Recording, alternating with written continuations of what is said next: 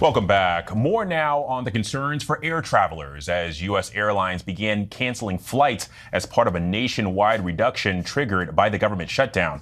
But with no end to the shutdown in sight, many passengers are left wondering what it means for the holidays. So for more on this, I want to bring in senior aviation reporter for The Points Guy, Sean Cudahy. Sean, good to see you today. But listen, we know that it's going to be a big waiting game for a lot of travelers right now as these reductions in flights roll out overnight. But if this shutdown continues closer and closer to the holidays, how could this potentially impact Thanksgiving travel? Yeah, to your point, waiting game right now to really see how this plays out. We are, as of tomorrow, we'll be 2 weeks away from what airlines consider to be the start, kind of the unofficial start of the Thanksgiving travel rush.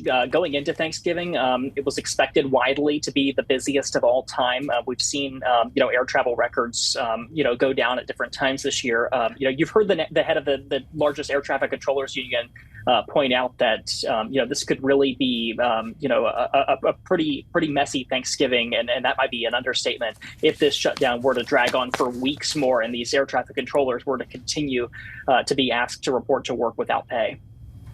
Well, and for those taking to the skies, this weekend, what are some crucial tips that people should be prepared for?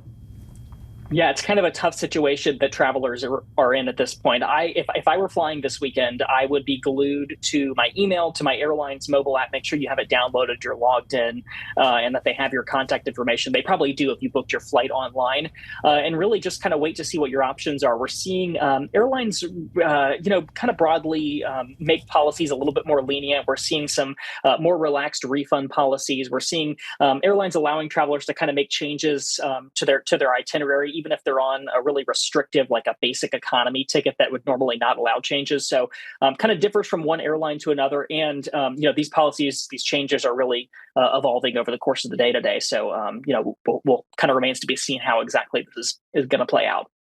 Well, and whenever it comes to trip insurance, I know, Brian obviously usually says that, it's best bet to book on a travel credit card. Is that still you're nodding your head. That's still the operating procedure here?